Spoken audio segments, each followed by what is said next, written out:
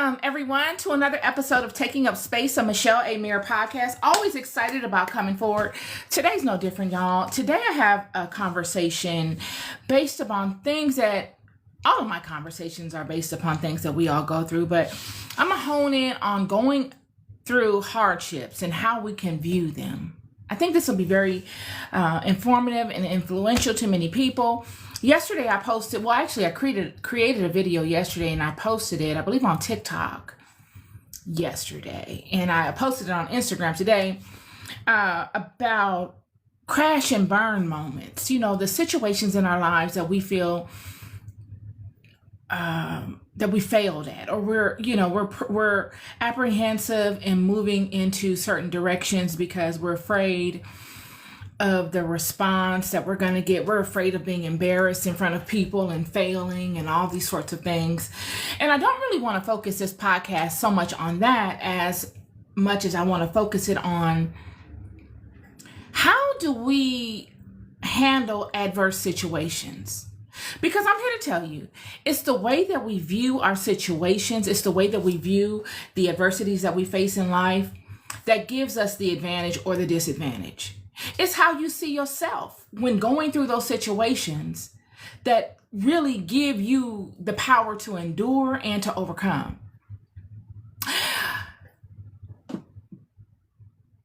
God allows hardships to come upon us to make us better. That's been my particular experience in life, is that God would allow me to go through serious hardships, and all of the hardships that I have ever went through in life were all designed and have always leveled me up. I've always benefited from the hardships that I experience. So now that I've gotten to this age of an experience of coming in and out of them, I don't view them as tragic experiences. Of course, initially we all do. But you get to a point where once you get past the fear is the portion of things where you don't really know what you're dealing with and you're afraid, because usually the hardships come with a threat. Something's on the line and you don't know how it's going to affect you or your family or the future that you have created for yourself in your mind. And so all of these things that you have such an emotional tie to is in the balance. And fear sets in. Yet once you struggle with the hardships long enough, y'all, I have learned that in struggling with my hardships, you get to a certain junction where the fear is out the window. You're not afraid of that thing anymore. Fear is a thing that you've got to be able to get a handle on. If you can get a handle on the fear, you can get a handle on how you level up and handling that situation, how you dance with it. God allows these situations, these hardships in our lives to come upon us to allow us opportunities to grant ourselves superpowers by way of going in and coming out of these opportunities. These superpowers are kind of like powers that we get. Think of a video game. You're playing a video game and you pass one level and you get to the next level and you're granted more powers. It's the same way with going through monumental situations in your life. I have found this to be very, very true. And, you know, a lot of times with these situations that we experience, we find ourselves as the alchemist, the person that is able to transform that situation, whatever it is, whatever frightful energy that is conveying to you. You as a person dealing with it are able to transform that frightful energy to whatever it is that you need it to be to serve you. I'm going to give you an example in scripture is what I'm speaking to. In the book of the life of Adam and Eve in the Apocrypha, it speaks to the time in which the serpent, the devil, comes upon the serpent in the garden and gives him the idea to go and trick Eve to eat of this tree. Now, the devil comes to the serpent and has a conversation. Every time this energy comes upon anyone, it's always through conversation. And what is happening is During this conversation in chapter 16 of the life of Adam and Eve, we see, and the devil spoke to the serpent, saying, Rise up, come to me, and I will tell you a word whereby ye may have profit. So this devil comes to Adam, to the serpent, and it says to the serpent, rise up. Why would it say such a thing? Why would this wise individual say something to another wise individual? The serpent is wise. We see two people interacting with one another. One is the keeper of the knowledge of good and evil, and another is an entity. And it comes to this keeper and it says, rise up, meet me where I'm at. Which means that this serpent was beneath the devil in intellect. Intelligently, as far as conscientious intelligence is concerned, this serpent was beneath the devil. And it says, rise up, come and meet me where I'm at so I can show you a way in which you can level up. You can obtain something that you don't have. It is the same way that we've got to be able to view the situations in our lives. I'm not saying that the devil or the serpent or any of that is right or wrong. I'm just using it as an example of how all spirits in this realm move. When we can look throughout many holy scriptures, we see the same situation happening.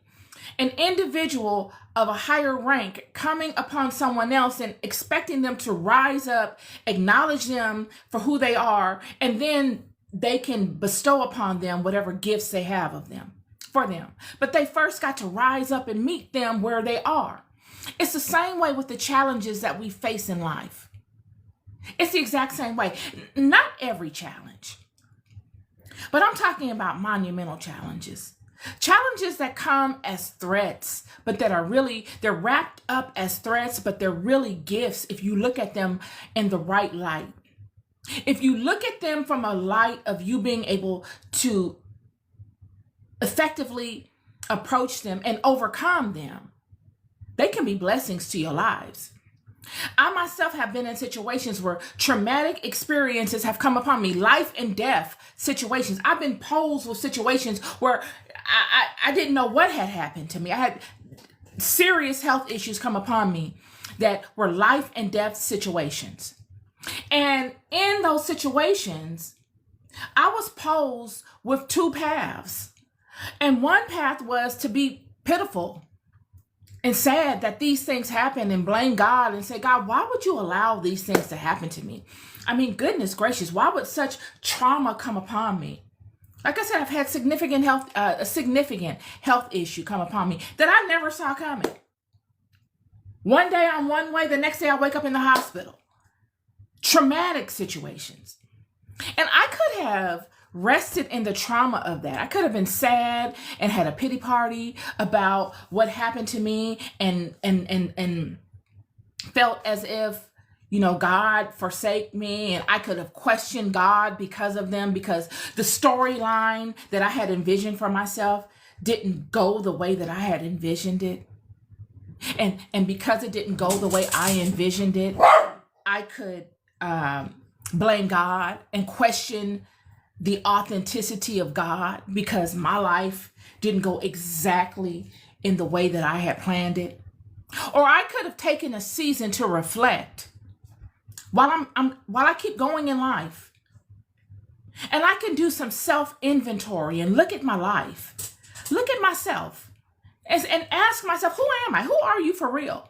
Outside of the friends, outside of the projection, outside of all of the cosmetics and the clothes and all of that stuff, who are you? I had to ask myself these things. What makes you who you are? For real, not fake. But what really makes Michelle Alexandria Mayer who Michelle Alexandria Mayer is? If you had to speak for your life, what would you say of yourself? Because that's what I felt that God was sending these situations to show me. Who are you outside of the matrix, outside of the competitiveness of the matrix, outside of the wanting all of the comforts of the matrix? Who are you and what are you standing for? And what have you done with your time? What have you done? And I'm here to tell you that it would be this moment and the situations that provoked me to look at such things that would bring the best of me forward. No longer fearing the transitory states, because I had come in and out of so many of these fearful moments. I had heart failure in the airport in Atlanta. The likelihood of me being here is, I can't even express how it's so unlikely. Someone found me at a toilet. I was peeing in an airport bathroom. And someone found me unconscious. I had heart failure.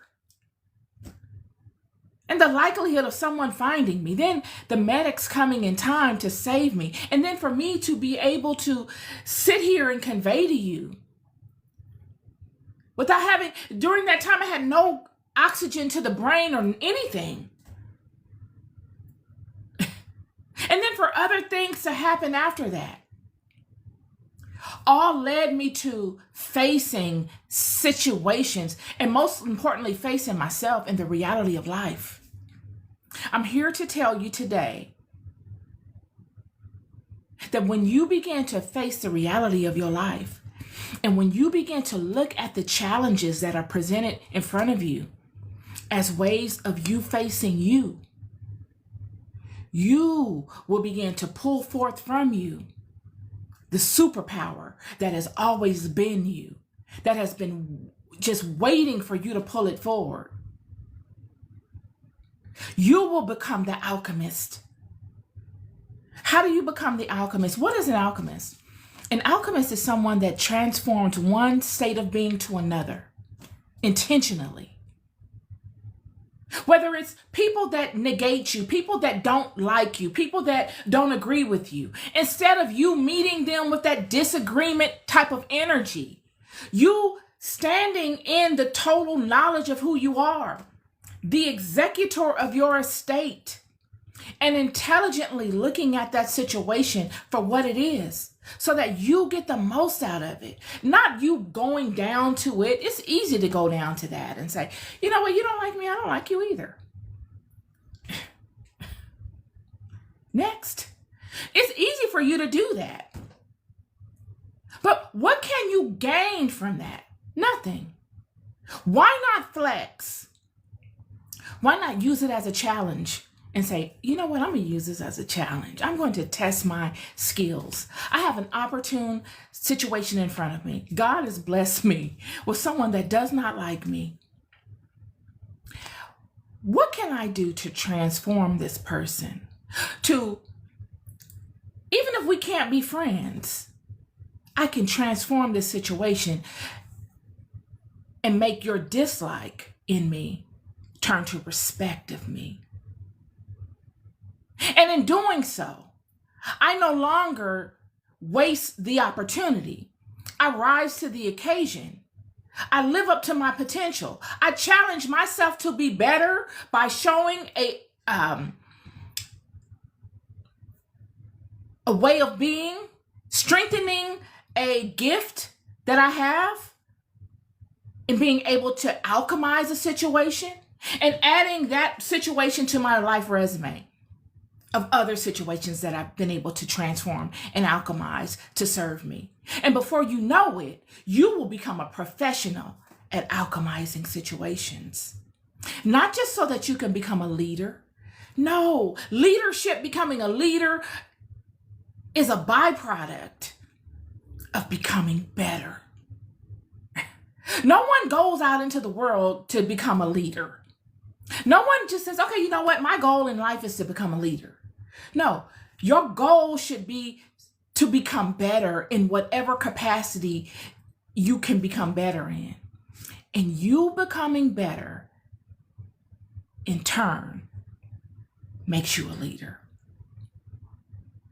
It is the hardships of life, the things that you find frightening, the things that you shy away from, the things that you allow to lay dormant in you, that will provoke the most powerful oil out of you if you were to ever face them or overcome them.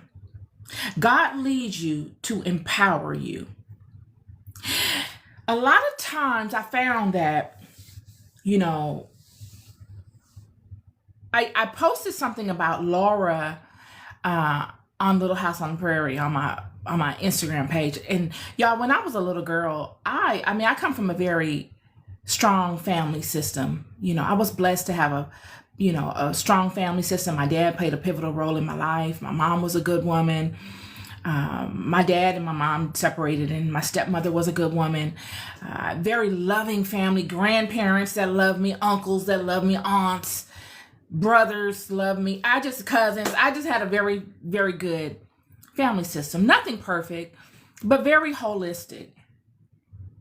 And I couldn't go everywhere and do everything. I know many of you are the same way, probably. I was very sheltered. I could not go out with everybody. There were rules that I had to abide by. And, Little House on the Prairie, I could relate to it because I related so closely to Laura. Her dad was in the house and her mom, and, she had structure. And, but then when she went to school, she had this little nemesis, which was Nellie. And Nellie had a family structure too, but Nellie was a different type of personality than Laura. Nellie was like the girl that would always cause trouble. She was always the girl that you didn't want to challenge because she would want to fight you, or she would want to do something mean to you, get loud and embarrass you. She was the girl that would tease you openly in front of people. You all know who the Nellies were when you were young, and some of y'all probably were the Nellies. And I posted on my Instagram that, there's no shame. You get to a point in your life where you don't shame people. You just acknowledge people for who they are. The Nellies of the world are just as necessary as the Lauras. It would be the Nellies of the world that would teach me how to stand up for myself, because I was not that girl at first. I was initially a very shy, docile person. I was quiet. I like to read. I like to read and know things. I wasn't, Sandra Lee. I wasn't the girl that wore the cute outfits and wore I was not her. I was the girl that wore skirts very long. I was that type of person when I was young. But it would be the Nellies of the world that would teach me that I have to stand up for myself, that I couldn't always avoid them.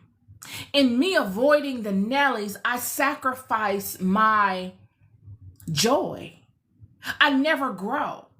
Just as Jacob, the father of the 12 tribes, would learn the same thing in wrestling with the angel.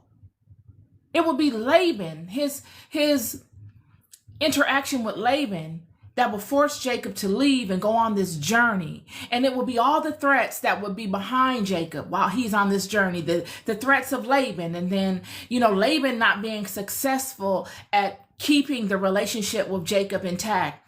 And Laban, his enemy, his friend turned enemy. This is what happens when you have people that feel like they can't partake of your blessings with you, or people that once knew you and now, there's a divide for whatever reason, and they can't go on the journey with you any longer. Or if they can't play that role that they wanted to play with you any longer. They'll turn into enemies on you. This is what we see with Jacob and Laban. And, Jacob would work for Laban. Laban would be Jacob's uncle. And he would work for him for many years, and it would profit Laban tremendously having Jacob around.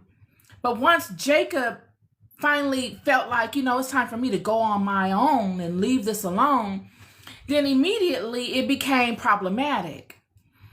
Something that should not have been a problem became problematic, and Jacob became Laban's enemy.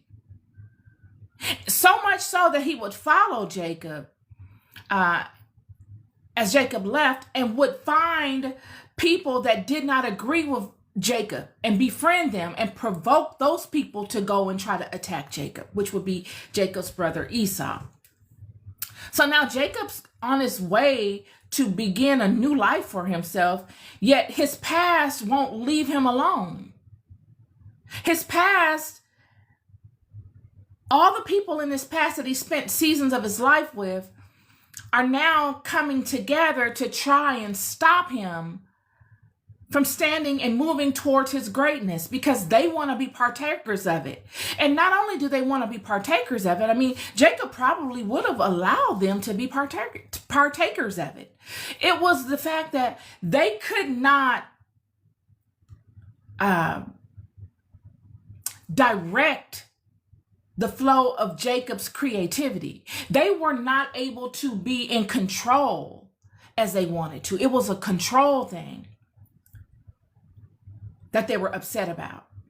And Jacob would get to a place where he would have to face his fears. We all get to these places where you've got to face that thing that frightens you. And then you face and you're saying, okay, you know what, I got to face this, whatever it may be. Whether, for me, it was all of these situations coming upon me as threats to my livelihood, as threats to my life. And I had to sit and think to myself, what is it that I'm running from? What is it that's causing this fear to come upon me? Consistently, one thing after the next, it would present itself to me and with the same spirit. And I would say, okay, that is what it is. I need to face that. For me, it was the transitions of life, the life and death situations. I had went through a significant health issue. And as a mother, any of us know, we're like, oh my God, what will happen to my children? What's going to happen to this? What's going to happen to that? All my hopes and wishes are going to go down the drain. What can I expect after this life? It put everything front and center for me. And I had to sit and face it. And all of that talk that I talked about, facing my fears and all of these things, in which I had done, had no,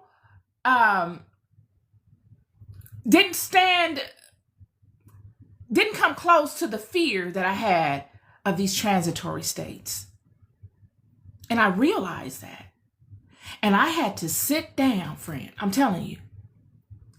And there's nothing more humbling than sitting down and facing your own morality. I had to sit down and conscientiously face it. Because I could not and I would not allow it to make me bow to it. I can't live like that. I know God did not create any of us to bow to fear. No. The fear of whatever it is. For me, it was the morality of my being, the transitions of life, not welcoming the energy of it, but facing it so that it does not dictate the direction in which I move in my waking life.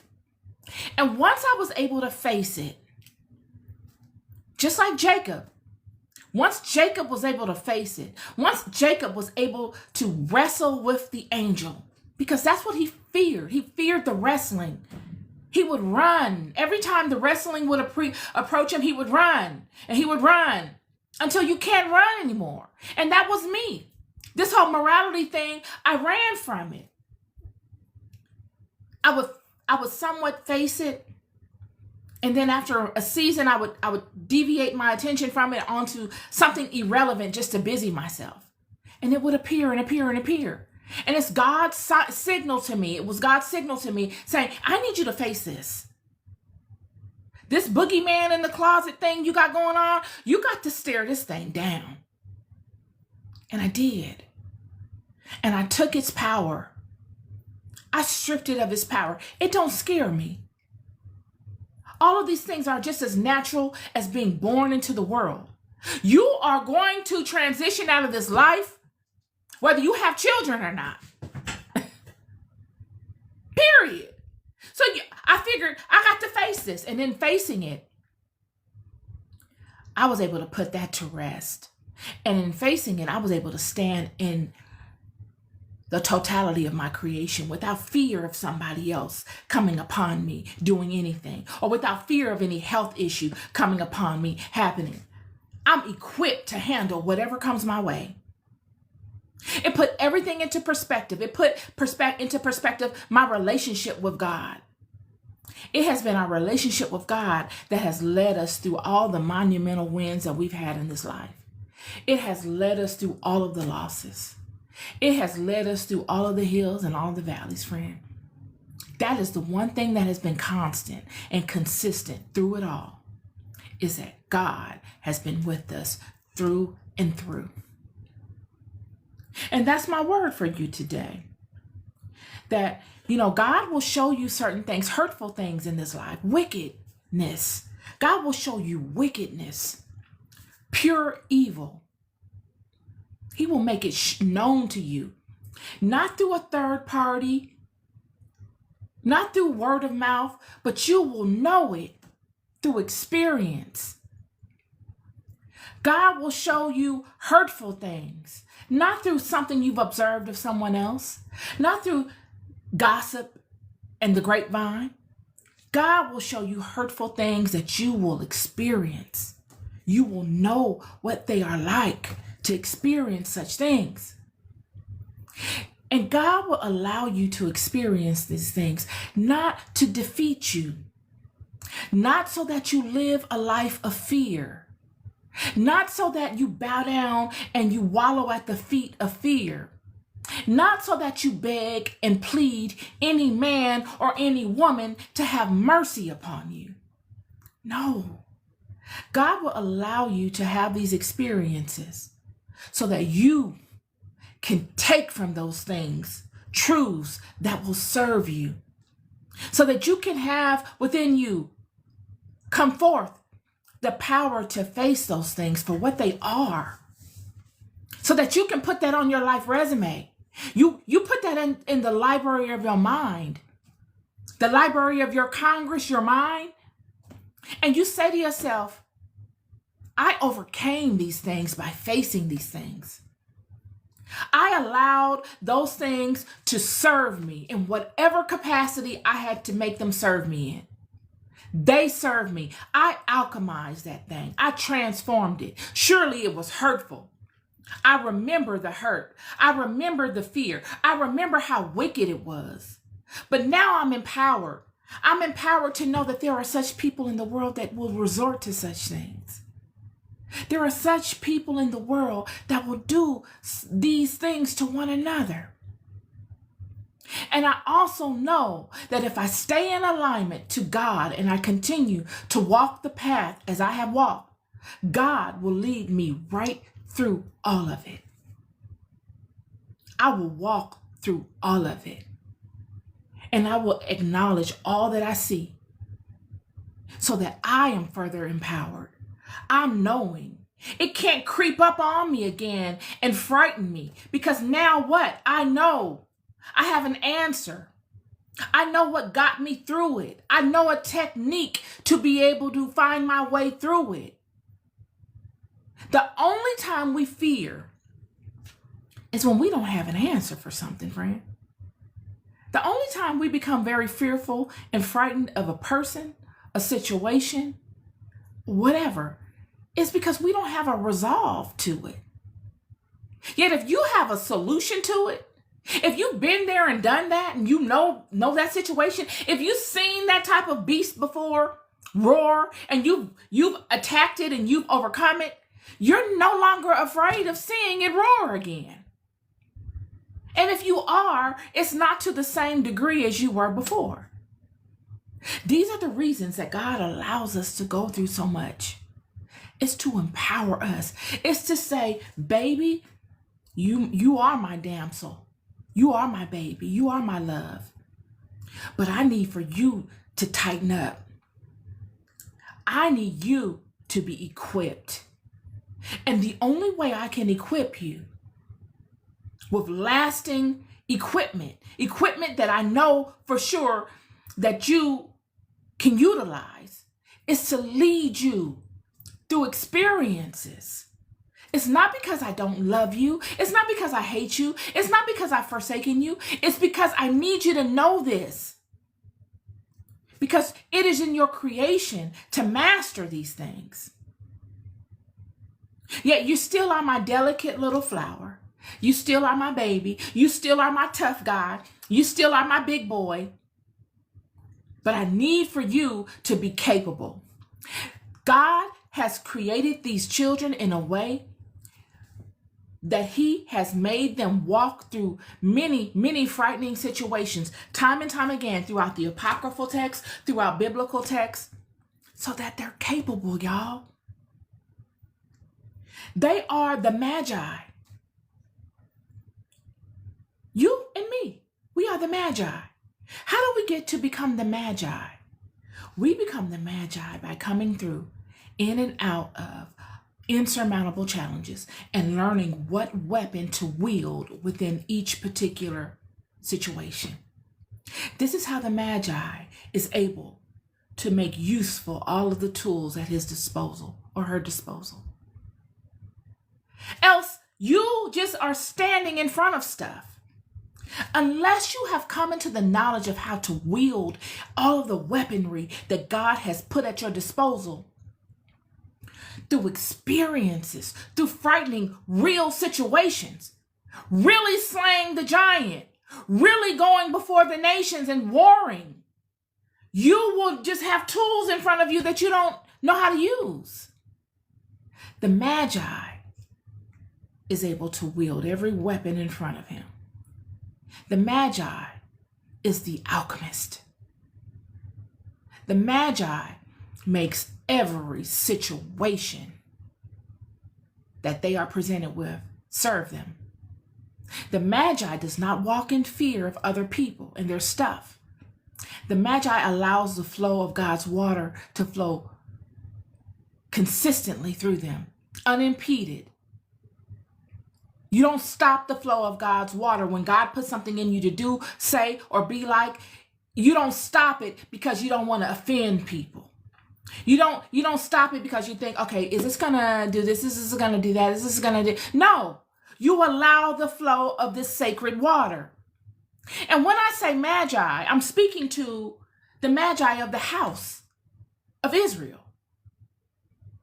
You know, the Daniels, they consider Daniel a Magi, y'all. All of these prophets, these were considered Magi. We can see this in the Bible. This is nothing having to do with anything but the Judeo-Christian Bible, the apocryphal texts, the sacred Hebraic house. These are all gifts of the children, yet they must be ascended to. They must aspire to standing in the totality of these gifts. They are not given. Nothing is given. All is earned. All these things that I spoke to, all the challenges that God sends our way, when looked upon properly, allow us to rise to levels within ourselves, to unlock doors. They give us keys to unlock doors to new levels within ourselves, facing the situations that frighten us, not in a way that we want to gain worldly accolades, but in a spiritual, supernatural way, that we internally receive nourishment. We receive our manna from these experiences, and that manna feeds our soul. It allows us to ascend spiritually. So we walk with might in the earth. We are useful. We show people other paradigms of spirituality. People that never believed in the system that we believe and we know of are introduced to the system through us in real life. We are real life avatars in the earth of something powerful and abundant. The thing that emanates within all living things. That thing that has emanated in all of God's children, yet many have covered it with many other things because those other things need that. They need to siphon that because it's so powerful and abundant. Yet they'll never tell you that that's exactly what they're doing. That's how precious it is. I'm going to give you an example. If I liked dandelions, and I'm from a planet, or, we're from the same planet, but I know something about dandelions that nobody else really knows. I know that dandelions offer something highly spiritual that no other plant in the garden offers. Not to say that no other plant has it, but the dandelion has a lot of it. And many of you have dandelions growing all on your front lawn. You're embarrassed about your dandelions. You're like, I got to get this lawn cut. I got these dandelions growing. I'm embarrassed by these dandelions. The world has told me that these dandelions are terrible. I'm embarrassed to even be owning this property and have a whole lawn full of dandelions. And I come upon you and I tell you, I'll mow your lawn for free every month. As long as you give me access to your lawn, I'll mow it for free every month. You'll take it, wouldn't you? You think I'm doing you a favor. Little do you know that I'm capturing gold from you that you don't even know you have, that grows naturally in your garden, in the front, back, sides of your house. It grows like weeds. It's the same way with the power of God within you. This power that we have, all of us, everyone born through a womb, a woman in this world, has this spirit within them.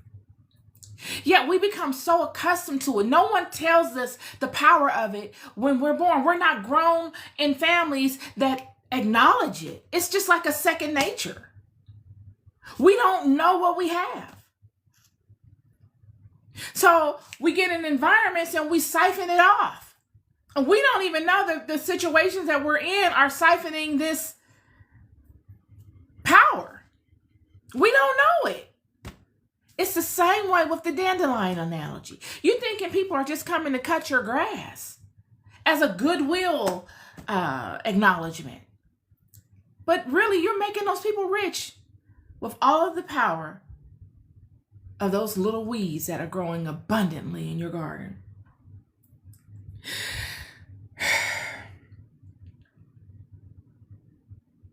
This is my podcast episode for you today.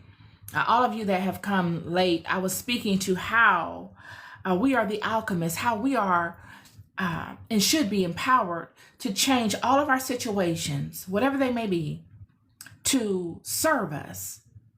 The frightening situations that come upon us, that keep presenting themselves in our lives, we must look at as ways to serve us. Situations that we may go through and we find it harder than other people to tread through. We can look at it and say, oh, those people are picking on me, and those people are this, they're all ganging up on me. Poor me. God, why are you letting these people pick on me? Why are they doing this to me? Instead of looking at it at that, look at it from the perspective of, how do I alchemize this? How? Whatever it is. I've used health issues, people dealing with significant health issues. How can you alchemize that situation? What is that health issue showing you? What is making you afraid? Whatever that is, for me, it was my morality. I've had a significant health issue come upon me. And it was the life and death aspect that scared me. I never wanted to face it. But the morality issue kept showing itself. And because I don't like to live a life of fear, I'm not that type of woman. I finally got to a place where I had to realize, okay, this theme keeps showing itself in my life. Why is this happening? Let me face it. I've got to face it. Yet it could be other things for other people. Whatever that thing is that's constantly showing itself in your life, friend, you've got to face it. And it's frightening. It's so frightening you can taste the fear. I'm telling you, I know what it's like. There's nothing more frightening than facing your morality. For me, it wasn't. Yet when I faced it, the fear diminished. And I stood in power, in realization. I began to realize what was important to me. I began to look at myself for who I truly am. Who are you? When it's all said and done, who are you? What have you done with your life? What kind of mark have you left? What would God say about you? What would you say about God? How is your standing with God? Do you know God? These are all things that I began to ponder. It was like doing a when they take your car to the place and they put you on that thing and they check your car to see what's going on. Diagnostic test. It was a self-diagnostic test. Spiritual diagnostic test. And I knew what I needed to improve upon, and I knew what I could stand firm in. And all these truths I began to walk in acknowledgement of. So there was no fear. There were only transformations. I began to see my life differently. I began to see the challenges of my life differently. Surely, I've struggled with depression, and I still do. Because the struggle has been so insurmountable. Yet, I'm up for the challenge. Because with each struggle, there is a key that will be granted to me once I overcome it. And that key that is granted to me, I use to unlock another door that leads me to another level of ascension within my own self. And these are gifts and things that I want you to recognize that you too experience. We're all doing this, whether we acknowledge it or not. Facing your fears by what? Acknowledging yourself, getting your internal system strong enough to face all of the winds and all of the storms of life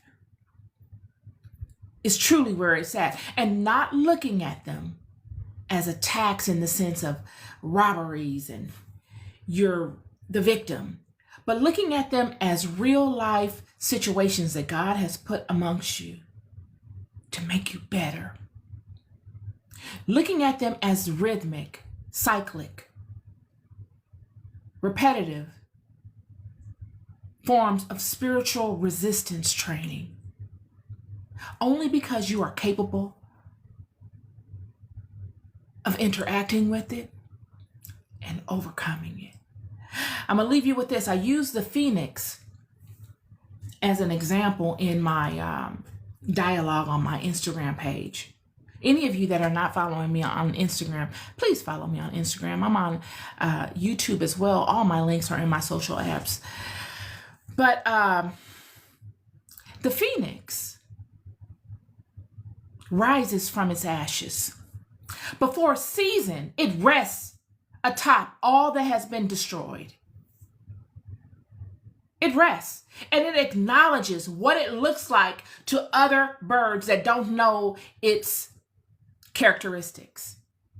To an onlooker, someone that never encountered such a bird would not understand what it's doing. You would think that it's depressed and it's defeated and it's never going to go any further than that. And the phoenix sits and it rests atop all of what has been destroyed. And it takes in all of these energies, all of these mundane, low-level energies, all the judgments, It takes in everything. And it uses all the energy that it takes in as converted energy. All the energy it takes in, it converts into its own energy to allow it to rise.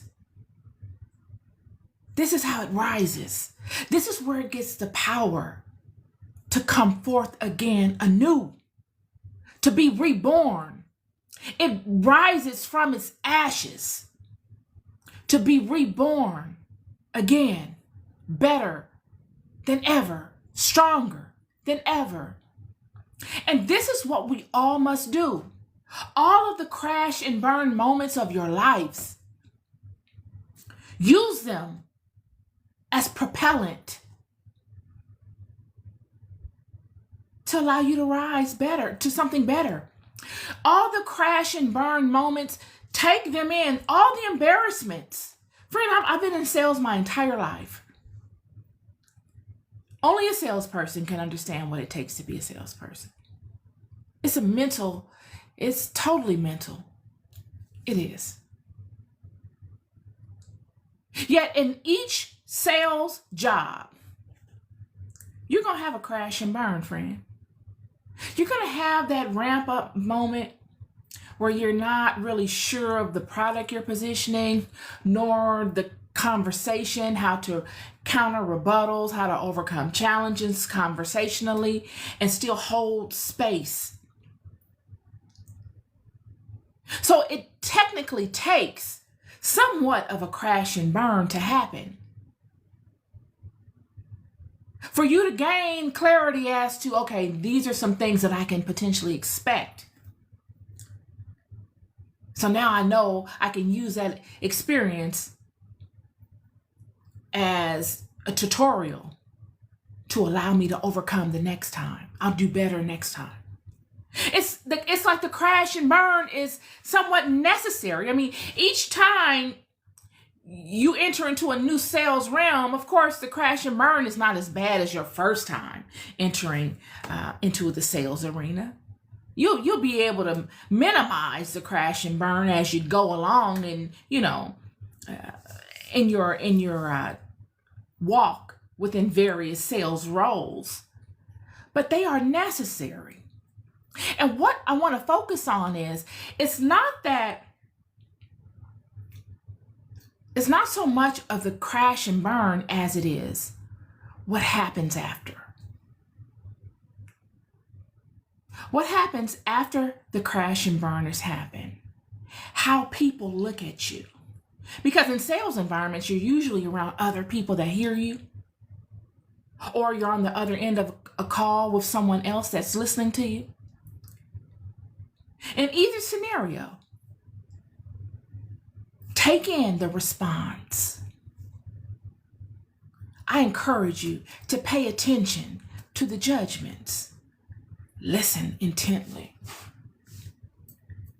Seek them out. Listen, read, hear what everyone has to say. Not so that you can become resentful and put these people on a list of payback kind of stuff. No. You need to hear the thoughts, the judgments, so that you can cross-reference them against your own knowing.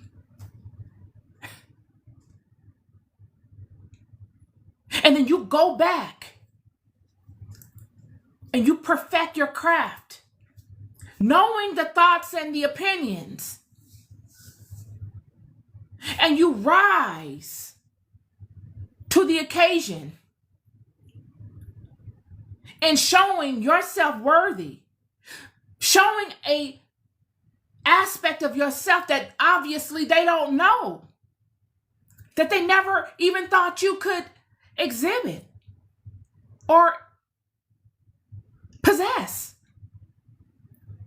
You use the crash and burn as propellant. You got to have the audacity. You got to have the audacity. I have the audacity.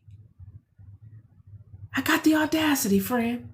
And I encourage you to have it, because the audacity is the propellant. You looking around and listening gives you the audacity. It provokes the fire. It kindles the wood internally to grow the fire. And the fire is what propels you forward. Not in a resentful way, but in a way of living up to your own level of success. You've got to have a certain level of success that you cannot live without. You've got to have a criteria. And this is my word for you. I don't want to keep going on and on with it, but this is why God leads you through all these troubling waters. God will lead you through all these troubling waters, not to defeat you, not so that you rest in the spirit of fear, not so that you beg and you plead other people for mercy, but so that you have the audacity, that you kindle the fire within you and you say, I be damned. I be dargarned. I'm coming through. Come hell or high water, friend, I'm coming through. Because I'm capable of doing such. Because it's part of my creation. It's my birthright. And damned and hell is not a bad word. Okay. And leaning in on your knowing and facing things for what they are. Yeah, the hurtful stuff, the fearful stuff. You no longer lean on crutches. You no longer, you're no longer eating baby food. It's God's way of showing you how to eat table food gradually. You no longer are the damsel in distress. You're no longer waiting for someone to come and save you, friend. You know how to save yourself. And you know that saving yourself is by way of you and the God within you. And how do you know these things? You know them by all of the hills and valleys, the high and low places, the spaces in between, the light and the dark, walking through both of them day and night with just you and God. You learn how to trim the fat. You learn that it is in the leanness, the trimming off all that extra stuff. You learn then where the power truly lies, because that is the reason God leads you through these things, is to continuously show you what is what. Because a lot of times, the more we walk the paths of life, we forget.